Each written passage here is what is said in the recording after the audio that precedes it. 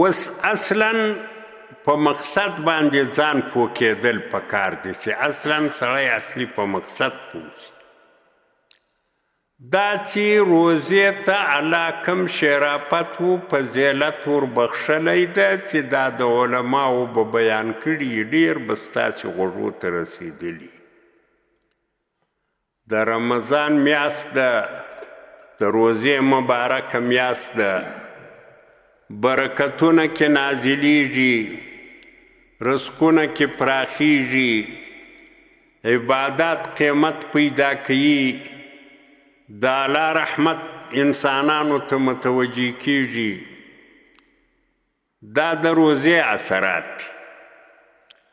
او بیا په روزه کې چې کومه خاص شپه ده د قدر شپه، د هغې دا اثرات دي چې عبادت یې تر زرو میاشتو بهتر ده. او ملائکه له جبرایل علیه السلام سره مځکې ته راشو کیږي او د شپه کې له هر آفت سلامتیا وي. دا فضیلت د شپې ته الله ورکړی ده، هغه یې میاشتې ته ورکړی ده. خو د دې دواړو د فضیلتو وجه دا ده چې قرآن کې نازل شوی ده. اصلا بذاته فضیلت چې د فضیلت قرآن لره ده. دا چې میاشت بهتره ګرځېدلې ده له دې وجې چې قرآن دنیا ته نازل شوی ده یا اول اسمان ته نازل شوی ده. نو اصلا فضیلت چې ده که شپې ته ورکړل شوی ده که میاشتې ته ورکړل شوی ده، دا د قرآن کریم په وجه ده. بذاته فضیلت د قرآن کریم ده، بذاته لوړوالی د قرآن کریم ده. د هغه په وجه په زمانه کې هم فضیلت راغی، میاشت هم بهتره سوه، شپه هم بهتره سوه. انسان به په دې خبره کې فکر کوي چې قرآن کریم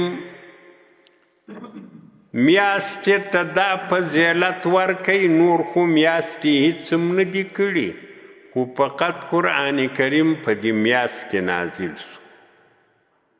او قرآن کریم شپې ته دا فضیلت ورکوي، شپې خو هېڅ نه دي کړي، خو قرآن کریم په دې شپه کې نازل سو.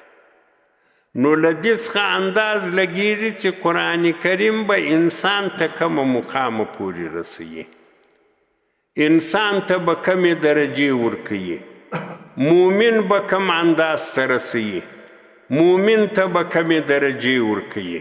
نو اصلا خبره دا ده چې سړی له دغه فضیلتو څخه اصلي مقصد وپېژني. مقصد دا ده د قرآن کریم اهمیت، د هغه مقام، هغه ته ځان نږدې کول او په هغه باندې عمل کول او د هغه تلاوت کول، د هغه زده کړه کول، دغه ځینې مقصد ده. انسان ته به دا معلومه سي چې شپې ته قرآن کریم فضیلت ورکوي، میاشتې ته نو انسان ته یې ورکوي، انسان کمې درجې ته رسوي. حتی څونه فضیلت چې په شپه کې راغلی ده یا په میاشت کې راغلی ده، تر دې د انسان فضیلت ډېرېږي، ځکه د شپې و د میاشتې خو دا غیر اختیاري خبر و چې الله قرآن کې نازل کړي.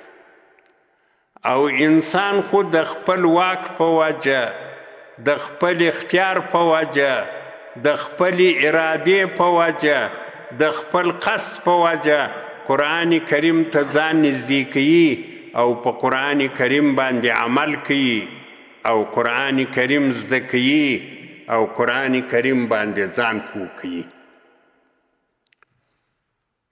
دا داسې یوه مسله ده، احادیثو کې راځي پیغمبر علیه السلام هم په روزه کې له قرآن کریم سره رابطه ډېره وه.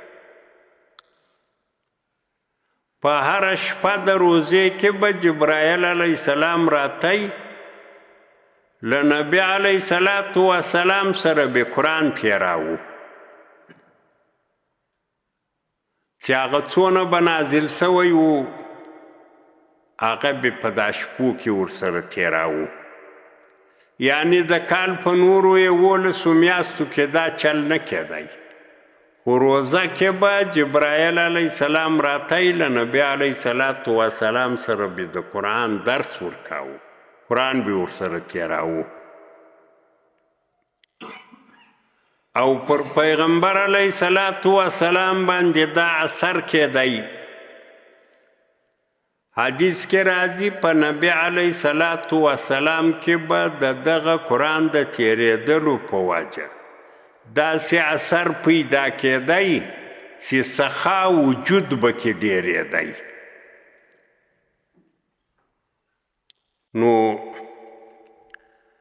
د امت دپاره هم دا درس د روزې په میاشت کې تاسې وینئ اکثر خو داسې وي دا ملایان صاحبان ترجمې هم کوي په دې روزه کې د قرآن کریم درس کوي